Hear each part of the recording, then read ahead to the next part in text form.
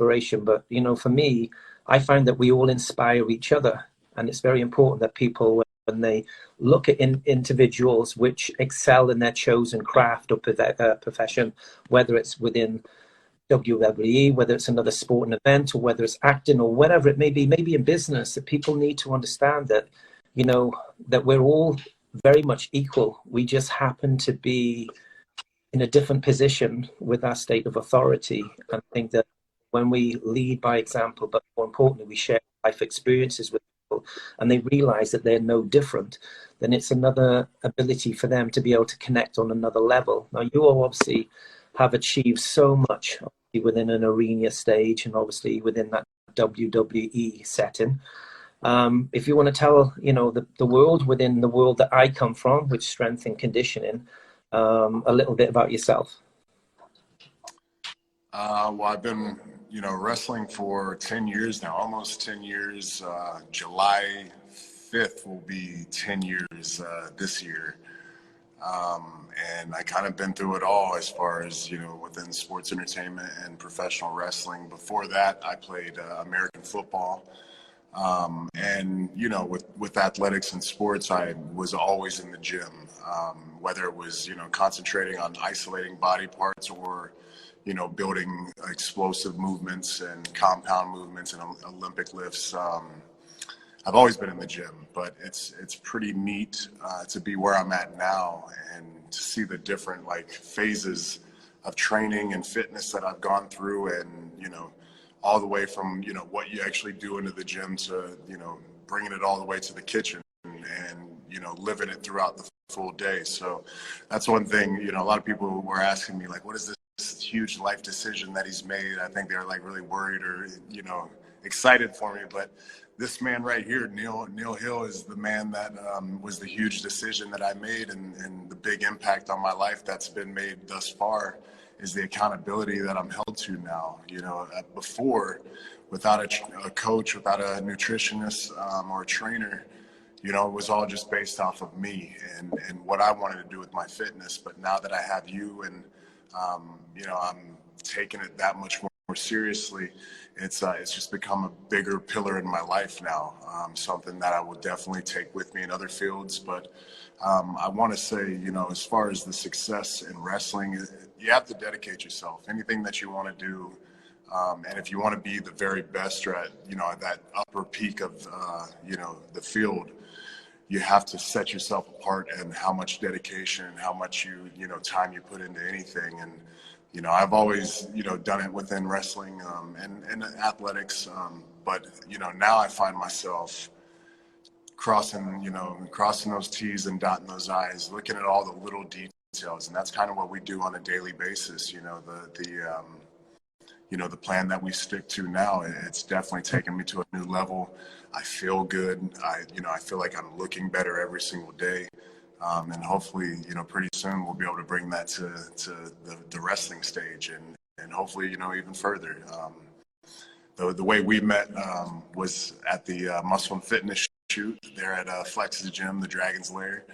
And it's, I mean, from that day, I've been a new man, to be honest. And, you know, just the meticulous details that you have to follow. And it gets easier. I don't want it to sound like it's, you know, crazy hard. I mean, it just takes a lot of discipline and constant motivation. But when you really start to do it and you really start to see that progression, it's so rewarding. And that's something I've been able to do throughout, you know, my wrestling career and my athletic career. But I always felt like there was still that 5%, that 10% that, you know, I was leaving behind. And now that I finally picked those few percentages up, I just feel like there's no ceiling, you know what I mean? The sky's the limit. I've always felt that way, but now it's time to put it to work. You know, it's one thing to, you know, go through the mental process, but it's another to actually put it to work every single day. So everybody can be good at something. And sometimes the things that we really dream about achieving, sometimes they're not achieved. And it's not because we don't dream big enough, because maybe we're just not at the right place at the right time in our lives. And I feel that obviously you'll probably agree, there's probably been multiple different phases that you've gone through as an athlete. I've spoken about, you're a real diverse athlete. You know, you're agile, flexible, you've got you've got stamina. You know, we're building upon, obviously, upon our aerobic strength and conditioning. And I feel that, you know, those things that we're building upon, and it's your hard work, you know, that I'm just a small part of the bigger picture that you created. But my point is, the beauty about fitness and health is that we can all apply ourselves. We can all apply ourselves to be fitter and healthier. And it doesn't matter where we live in the world. And I think that it's important that people realize this, because fitness is for everyone. It's not for just one person. And I think that, you know, I feel very blessed that I just happened to be in the Dragon's Lair on that particular day when you was shooting for Muscle and Fitness. And even though we've only been working together for a short length of time, I feel that, you know, there's a really good transition and a natural feel of, you know, athlete and coach. And I'm really looking forward to building upon that, you know, very, very much, Joe. Very much. I'm grateful. Yeah, man, me too. Like I said, I've been an athlete my whole life, been in and out of locker rooms, different sports, always been coached and was always like taught to be very coachable. That was something my brother always told me, is like, man, you just got to listen and apply what these coaches are telling you. And that's something that I've always kept in my regiment. But for a long time, you know, probably, you know, for the past, since I got into wrestling, I've had coaches and trainers, but never felt like that coach, you know what I mean? Like there was never, because it's such a business. It's Yeah. just such a business in our industry, that there were very few that felt like just, you know, a coach to me. And I'm glad to have that dynamic and that relationship back. You know, as an athlete, you know, my whole life, that's just something that I've been missing. And like I said, it really keeps me accountable. It keeps me motivated.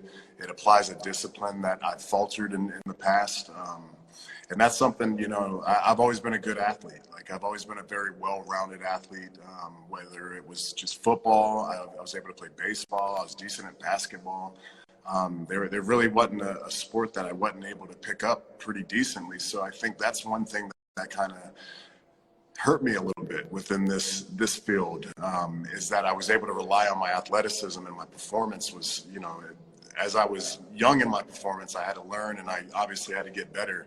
But as I got better and I got more knowledgeable about pro wrestling and just, you know, the psychology of what we do, storytelling, I was just able to lean on that athleticism and not worry about really just dialing it in and just making all the detail, you know what I mean? Just really just, you know, turning every stone and just doing all the every little bit of work that you can possibly do, because I was gifted in other areas that kind of gave me that, you know, that gray area to where I'd be fine, you know, and then you cover me up a little bit with a vest, and, you know, it just really gave me an excuse not to have to, you know, really put all of myself into this. So it's, I just feel great. I really do. Where I'm at, you know, the relationship we have, you know, I've talked to you more than any other person, I think, outside of the people in my household, you know, so you're the person I'm in communications with more than anyone else.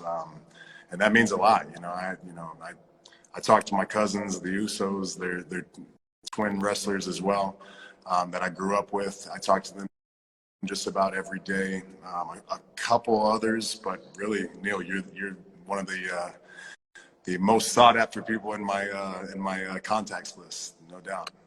Well, I do treat my athletes the same. So obviously, I come from obviously a strength and conditioning background, and I was very fortunate to excel in a lot of different sports. But that was because of my severity of my disability, which was dyslexia. The reason why I'm bringing this up is because I spoke about a few minutes ago that everybody can be good at something. So for me, my outlet was sport, and sport, as I said, was something which was very equal. We can all apply ourselves, you know, to sport and health and fitness in some way. And it's just always been so important to me that the things that I can do, I have to apply myself. I really do have to apply myself. The great thing about working with individuals, whether it's an athlete like myself or an athlete from a different sporting background, or whether it's just everyday people or corporate men and women within the business field or celebrities which I work with, the thing that I love about my work is that they also keep me accountable to myself. They keep me accountable to what I need to deliver on my side. And then I feel like when you get that natural respect and transparency with one another, it just allows the picture to unfold. And I feel that, your progression and the way that you hold yourself as an athlete, as I said, you're a real athlete. You're a real pleasure to train and to coach. And I know that we've spoken about, obviously, we want to make sure that we're designing a program which is universal. So it gives us the ability to change the program when needed. Obviously, that you're going to be at a certain area of your MMA career inside the ring. And there's going to be times where obviously there's going to be some matches. We know that we have to build upon strength, power. And there's going to be, sort of wrestlers which are going to be more agile. So it's very important that we're dynamic in what we do.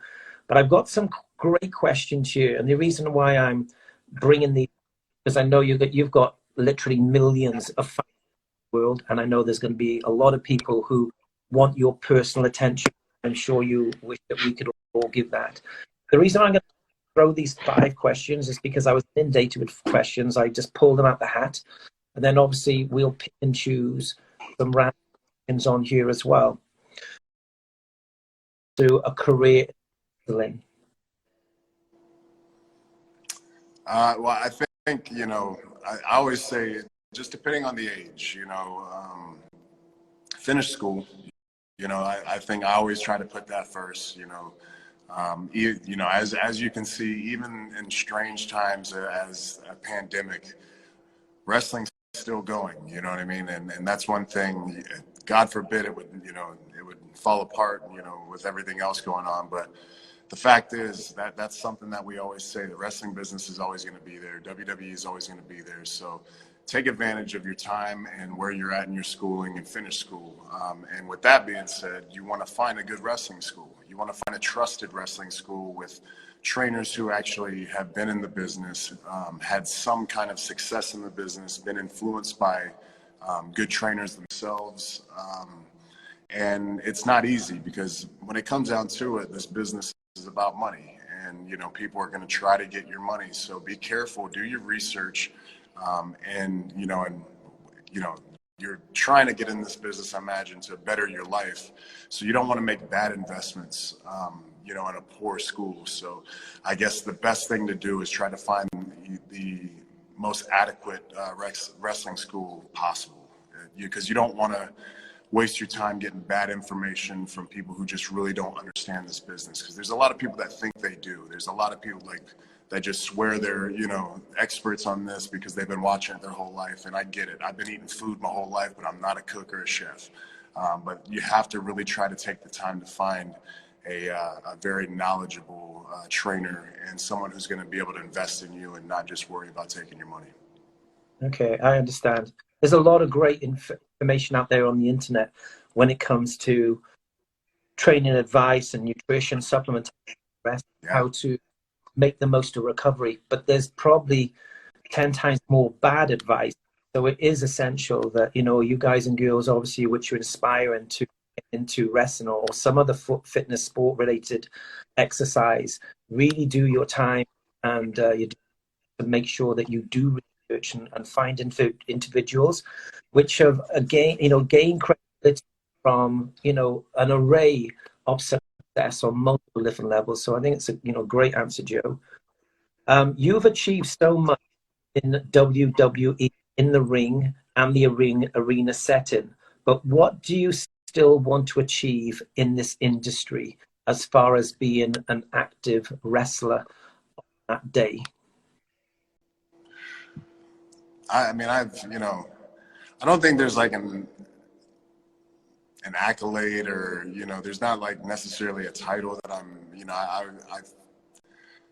I take a lot of pride in being a champion, and the responsibility of holding a title and being the champion, and that respect that you get as the leader, and anyone who's a champion, it becomes very real in our business. As a performance, somehow it just becomes very reality based, and everyone treats you that way. I mean, I can't tell you the first time I won my first WWE championship, like the next day eating breakfast at a diner, what's up, champ? I mean, it really translates.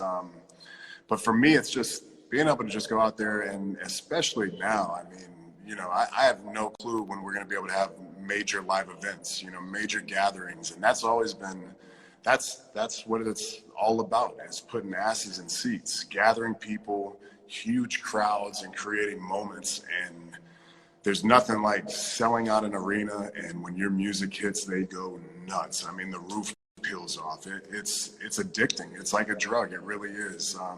And that's something that I love. I love to hear that reaction. I love to point, you know, press this button and make them go pop. You know, there's just something about the interaction of what we do, that simultaneous response of professional wrestling and sports entertainment, that is just, I don't know if you've ever been to a wrestling show, but if not, you're gonna, when we get back to normal, you are gonna be there, Coach. I, And I I don't mean, I don't like to ask for anything from my athletes and clients. I'm not one to do that. And I've been very, very fortunate that so many of my clients and athletes over the years have done some really meaningful things, bought me some like beautiful gifts. And I'm also a very sentimental person. So to me, the smallest things mean the most. You know, I remember a present that Flex Lewis gave me. Obviously, you're a great friend of Flex. He gave me this pen. It was a hand-graved pen, and he gave that to me when he was 19 years of age, after him competing in the show that we did together. He won the British Championship, gone on to be one of the most successful bodybuilders in the industry, and has so much more to achieve. But my point is that pen to me means just as much as something which has more value, because the value in what the price cost does not equate to what it means on a sentimental thing for me. It means a lot. And what I was going to say to you is I would love to come and see, you know, a main WWE event. Alex said, me too, because we are fans of the sport. We've just not been in that environment for us to be able to go. And, I wanted to ask you, but at the same time, I don't like to ask because I don't like to push the boundary. But it would be something that I would love to attend with Alex, and watch you and all the other amazing athletes and wrestlers, you know, fight out there. done, Because you change, no you problem. know, but you're also changing life better. I think that is something which is really important. And you also know that you've got all of these people which have come together to support WWE do get created. You know, even this live feed that we're doing now, I know it's the first one that you've ever done, and not the last one that you do, because moments that we can share, and obviously you share your life experiences with all these amazing people which are jumping on here now, which I think is a great blessing. Which wrestler inspired you growing up, and why? So, I mean, I've been asked that question, not necessarily like inspired, but my favorite. I come from a wrestling family, so there were many, you know, my father, my uncle, my cousins were all very inspiring and motivating for me. But as a child, my guy was Bret the Hitman Hart. He he wasn't a flashy character, you know. He looked flashy, I guess, because of his gear. He wore black and pink, and the pink popped, and but he was just like a workhorse type character, you know, a no BS character. He wasn't like, and we have very, you know, elaborate, vibrant, charismatic, you know, men and women that come through our business. But this guy was just so good at wrestling, you know what I mean? And he would, when it came down to it, if you needed a 20-30 minute main event, he was the guy, and he delivered every single night. And that's something I've taken pride, you know, in myself about, is being able to go out there and throw you 30 minutes every, you know, Friday, Saturday, Sunday, Monday, Tuesday, if I have to. I did the 5-day-a-week schedule for a long time, and I can do it again if I need to. That's how good I feel. But I take a lot of pride in being able to, you know, that's, you know, there's something very valuable in having a performer that you can depend on, that can go out there and you know they can deliver you a half hour, hold 45. And I've done it before. I've held 45 minutes on a Monday Night Raw, no problem. You know what I mean? Send me out there for the first hour, I'll cover the whole thing. And it takes a lot of time and a lot of work. But I mean, to get to that point, you have to put so much time, and you have to learn so many different nuances and facets of our business. And that's something he was special at. And you don't see that. I mean, you know, there are a lot of, you know, guys at the top, you'll see that, but to be able to see it all the way through the roster, he was in a position where there were a lot of guys, you know, where he was pushed by, because there was a lot of great talent, a lot of older talent, because I don't want to, you know, take anything away from our roster that we have now. We have second to none, you know, some of the greatest performers, but they had a lot older performers, more veteran performers, journeymen that had been around a lot longer. And usually it takes about, you know, my age, you know, 30, mid 30s to get to that point where you're kind of in your wrestling prime. And Brett was just that, man. He was just a dependable performer that he knocked it out of the park every single night to me, and I loved him. And once I got in the business, I knew that's the kind of, you know, dependability I wanted to be able to have. Cool. Inspiring. What does a typical day look for you with your pursuit of fitness? And what are your fitness goals, as in short term, over the, say, 12 months? And what are your long fitness goals over the next 3 to 5 years? Now, of course, I know this is a very broad spectrum, and these ideals may change, because obviously we don't know what the future is going to bring in 12 months' time. You know, you may be put in an environment or situation where your fitness goal has to change, because maybe the role you're going to be playing at that chosen time. But tell everybody at home, how does your day typically start from the time you get up till the time that you go to bed, after being a busy father and also... Now, like you said, with the kids and everything, it is long days, not too much sleep. But, you know, once I get up, immediately we get to the juice. We juice some celery. You wrote the whole plan, so I'm not telling you anything new. Share with everybody here. It's important to get, you know, all these different nutrients in, especially to help your gut and get your digestive tract going. So the celery, I believe there's a bit of ginger in there, like a quarter of an apple. I drink that, and then I just, you know, from there's a couple other, you know, phases of supplementing, which has really been the big key, because, you know, as an athlete and, you know, someone who's been in and out of the gym his whole life, I've always taken supplements, and, you know, for whether it's Vitamin Shop or GNC, I'll always, you know, supplemented myself to recover and, you know, to grow. But I don't think I've ever really done it properly. And having you in my corner has just really helped me with the timing and what I should be taking and stuff like that. So that's really been a big help. We do fasted cardio now every morning is a big key. 30 minutes of fasted cardio every morning after I do the juice. And then from there we get to the meals, and from there it's a long day of eating. It really is. And you know, to some it may be easier, to some it may be harder, and it may be force feeding, but we're doing 6 meals a day with a pre and post workout shake, which we don't count as meals. So 6 true whole food meals, and those are scattered out about 2.5 to 3 hours a day. What else?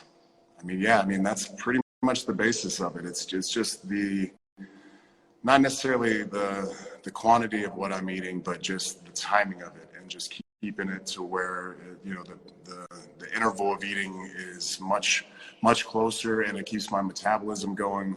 I can feel it. You know, right now I'm already sweating, you know what I mean? So my thermogenics are running high. But yeah, I feel so much better, and it's just agreed with me. It really has. I mean, energy-wise, like I said, I'm not sleeping a lot. We have 2 new babies, which, there we go. We got 2 new babies out there. Whenever I did the Muscle and Fitness shot, we did a podcast as well, and that came out probably like last week or the week before, and everybody was going nuts, you know, finding out that I had, you know, new babies on the way. But yeah, they're actually here. We had them, you know, about a month ago, March 9th, and we do not sleep. You know this, Neil, but we do not sleep much at all. And the days, thank God for my mother-in-law. She rotates with us when she takes them at night, but we still hang out, and we try to, you know, spend as much time together. That way we don't lose that. So it's it's tough. It's not easy. And like they say, you got to have a village around you to raise 5 kids, especially with 5 kids, 2 sets of twins. But I've been blessed to be able to be in a place to where I can still manage all this, have enough helping hands to allow me to, take these goals and these fitness aspirations to the next level. It's not all on me, the fact that, my wife, my mother-in-law, my sister-in-law, all of our family has just really gathered around us and supported us. It's just, and they get it too, you know what I mean? They're on this ride with me as well, which makes it even better when we succeed, because the team, everybody comes up. So it's important for all of us that, we just knock this thing out of the park. As far as my short-term goals, I told you, I think, plain and simple, I want to look scary. I want to look like I can save the world. I want to get peeled and have all the abs. And I remember Neil told me the first day we met, I think you kind of already knew a bit of my, the goals that I was looking to do and the transformation I wanted to make. And you go, mate, we don't do second place. And I was sold. I was like, that, me either. Perfect. This is going to be perfect. So it's the same mindset. And, that's every day we're attacking to be, not just the top of the mountain. I want to be the whole mountain. You know what I mean? I want it all. So why not maximize? And I think I told you, I feel like I have 15 years, of prime physicality in my life, to where I know I'm still going to be, in great health and great, still able to grow, still able to train really hard. So I just want to be able to maximize my genetics and see where I can go with this thing. But by the time I hit 50 years old, I want to be able to look at myself and know you killed it. Every single day, you hit every meal, you trained you didn't miss a training session. I did everything that I could control to maximize, my opportunities and take advantage of the opportunities that I have. Do you know what's great is that obviously that question that young gentleman asked that, but you didn't even have to think about what or how you had to apply yourself or what you were doing now on a daily basis, because it's just become second nature. It's just secondary. And I know that obviously in the beginning it was a little bit more challenging, because one of the hardest things about us as people are changing our lifestyle habits and then looking to do something different. So it's so important that, all of you guys and which are listening at the moment, is that in order for you to see change, whether it's on a physical or whether it's on a mental aspect, you need to instill changes in your life. Because without instilling those changes, without having a game or a very clear vision on what your objective is, then you're likely to. I was probably having quite a few questions off you. Hey, coach, how about this? Or hey, coach. But that's because you have a joint set of respect and also understanding, but also our vision is exactly the same. We want to see, I want to see you achieve the things that you. And as I said, we don't, second's okay if you live with second because you haven't applied yourself, and second's okay if maybe what we want in life is just out of our grasp. But for myself, I'm very realistic. So if you came to me, this is what I want, and I thought, this is not possible, then listen, this is not going to happen, Joe. We need to regather and let's just look at a shorter or a more achievable goal that we have to work really hard. Once we get there, then we assess and then we'll move forward. And even though you want the whole mountain, you want to be the mountain, you say that with pride. It's not arrogance. It's like the sense of pride. Listen, I am willing to work really hard at everything that I need to do to achieve this, just so it's in keeping for me. And I you saying something which kind of related to, you kind of related it like, no amount of money is going to allow me to achieve my fitness goal. It's just going to be relentless hard work and self-motivation. And that's the thing about achieving something on a physical level. It's achievable by ourselves in a methodical way, and also having a good understanding of what we're doing. So I think that's really cool. That's what I love. to touch on that real quick, that's what I love in this world, that you can just buy everything. We can order this, or like, we can't buy this. This is measured in the time and the effort that you put in. That is the currency here, is the sweat. The sweat is the currency, and that's what I love, is that there's no shortcuts. You know what I mean? This is as real as it gets, and there's something about that's just so old school. It's so like animalistic, hunter-gatherer type stuff. You know what I mean? That you have to go out and get it yourself, or these changes aren't going to happen, and that's what I'm in love with. Cool. What drives you? Maybe you kind of indirectly covered, but what drives you as an athlete? Because within your profession, you get injured. We've spoken about obviously some of the injuries that you've had, and we've obviously had to design a program based around those. But what is it that actually drives you as an athlete? That might be a two-piece answer. Like when I played football, it was dominating the next man. Like there was something, you know, I played defensive line, and within American football, you know, I would line up pretty much against one or two guys, and we would play anywhere from 50 to 70 different plays a game, like snap after snap after snap, like interval type. And it becomes anybody that plays football knows it becomes very personal, like a bit of a fight, a bit of a scrap, because you're going against that same dude every single time. So there was just something about beating that man, beating him over and over and over, establishing dominance. And then you can like literally see it go through their eyes into their soul once they know, like, God, this guy won't not stop. He's better than me. He's working harder than me. There's just something about that, you know, just being dominant in sports that I loved, along with just winning. You know, that was always just a huge motivator for me. But for what I do now, I think I touched on it a bit, was just the reactions. In our business, you know, people want to throw around the good guy, the bad guy.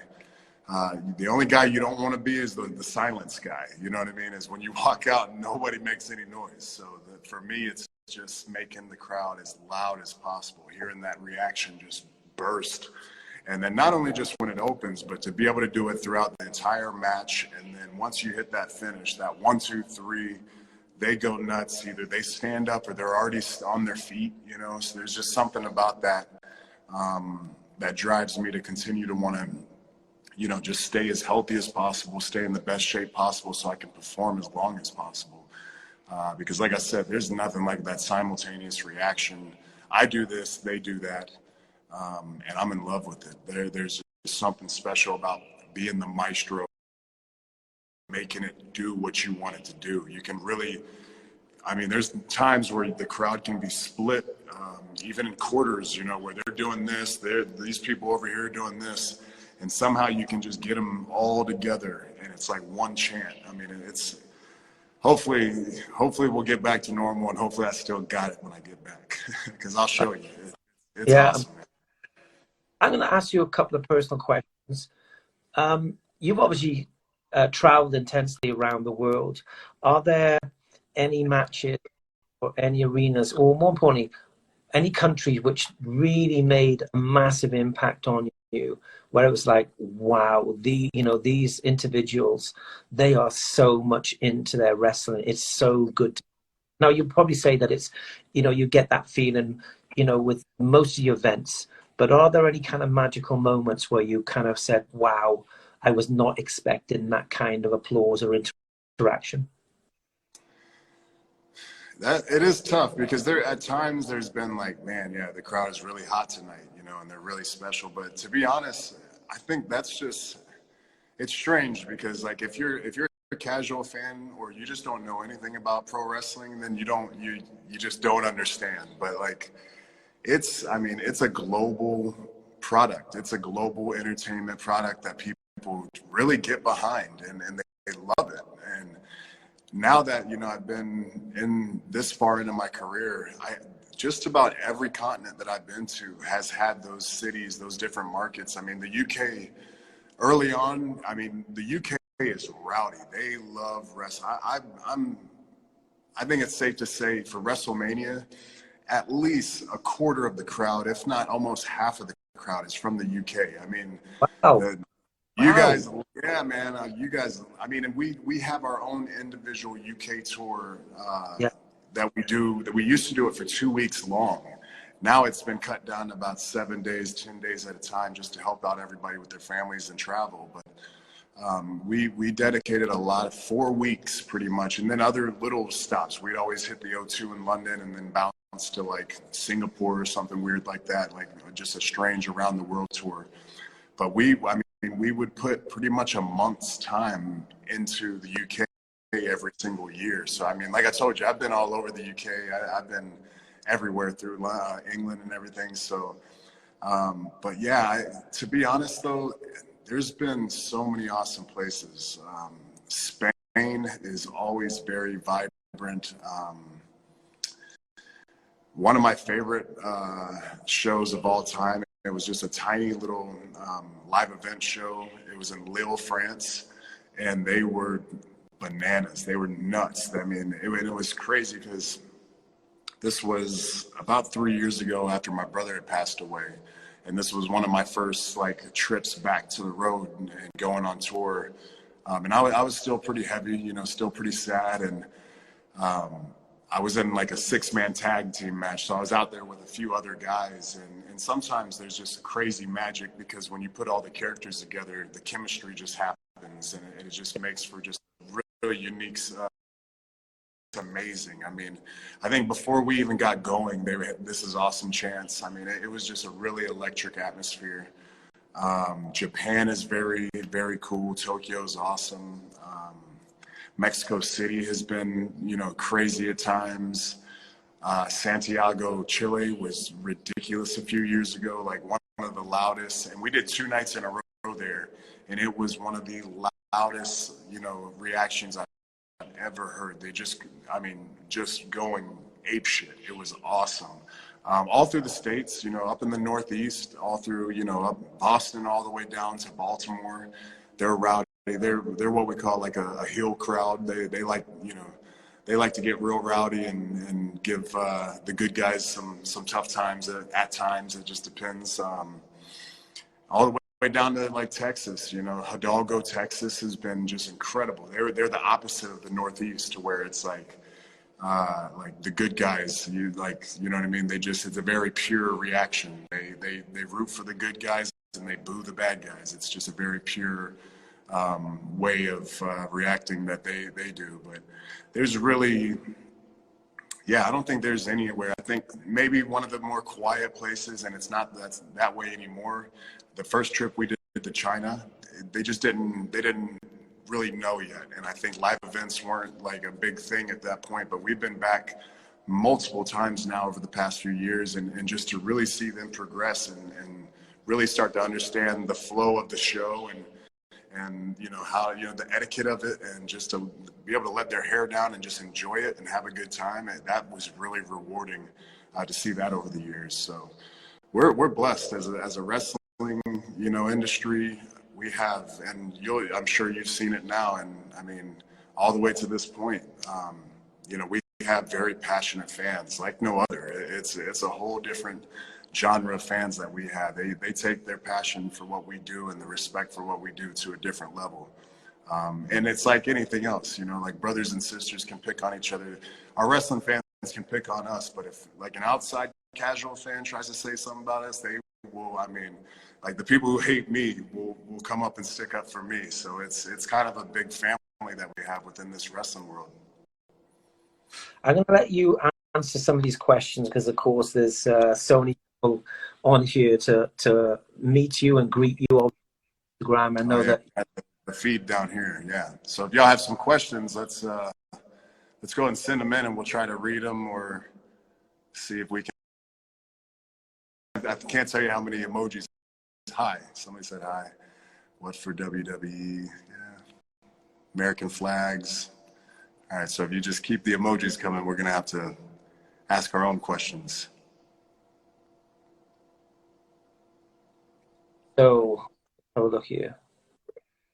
Somebody just asked, how are you handling quarantine at the moment? I mean, as good as we can. You know, for I think someone like me who travels quite a bit and is always on the road, it's been very nice for me to be home. You know, it's almost kind of like a funeral where when you don't want to, you don't want to be gathered for those reasons, but it is nice to see all the family and everyone you haven't seen in quite a long time. So, the fact that we're going through this pandemic and we're losing people is terrible. We don't, I don't ever want to have to, find off time through this way. But since we have it, I try to take the most advantage of it as possible. And I've been very blessed to be able to, have a setup to where we can enjoy, our family and not get bored. But yeah, it's been nice because, like I said, we have 2 new babies in the house. My other set of twins are 3.5 years old. My daughter's 12 now. And I'm on the road all the time. So it was really crucial that we, eventually have some type of time to be able to be home and be able to invest a little more time with them. And it's really just been fruitful, to be able to be home. My boys, I feel like we've just really, solidified our little relationship and just had a lot of good times. So I'm very blessed to be able to have this time.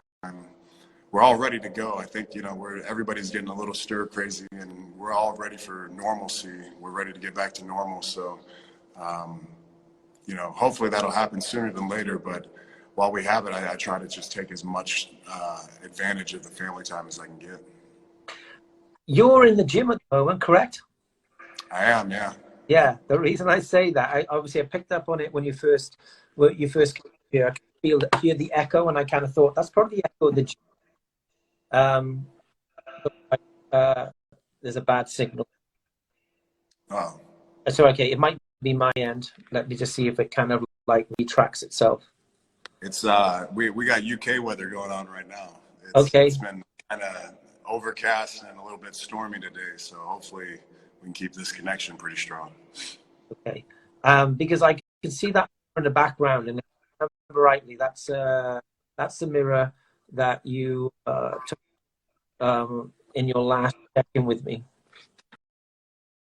My weekly photos, if you guys don't know what we're talking about, I have to report in every week with coach and take shirtless pictures to keep him knowledgeable of what's going on with my body and keep track of the leaning out process, the gains that we're doing. So usually I do my photos right over here. So can you guys and girls see me at the my screen is completely frozen? Yeah, you're frozen and it's got the little, like the loading ring going on here. All right, okay. Well, I'm going to let you just carry on questions, and I'm just going to sit back and listen to your answers because I can't see any questions which are coming up at the moment because the signal just seems to be buffering. It's a lot of emojis. Who's got a question? Here we go. There's Flex. Yeah. Hello? Can you hear me? I can hear you. Yeah. Yeah, I can hear you. Just waiting for a couple answers. A couple questions. I would definitely like to, I'd like to maximize my wrestling career. And while I have, while I feel good and my body feels good, my back's still holding up, I'd like to, spend as much time in that ring as I can. But I would definitely, I love to entertain. I love to create. There was something very special. I mean, obviously being on the Hobbs and Shaw set was very special. I mean, to be able to see Dwayne, Jason Statham, Idris Elba, Cliff Curtis, so many great actors do their thing and see them in their element. It was really inspiring to learn more. That's something I would just love to be able to just open up as a book and read up and just learn as much as possible as I can. Because I think like everybody, and especially in these times, you really start to notice how much you love movies and entertainment and just how much they do for us as community and society. So if I have the opportunity to learn more and better myself in that craft and, pick up acting, I would love to. Good question. What else y'all got? You're still loading though. We'll let you buffer. I can hear you, but I can't put, because in a sense, I can't see any questions. So you fire away, my friend. Someone asked if I plan on being in another movie. Yeah, if the right role comes and the time comes. But, you know, after wrestling, I'd love to. What's your dog's name? My dog, she's a she. She's a cockapoo, and her name is Snuggie. I sent a picture out, and a lot of people asked me that, and I just didn't feel like we should send another post about Snuggie. And I get a lot of shit for her name, but yeah, it's Snuggie. She's a little baby. How's your brother Seth Rollins? He seems good to me.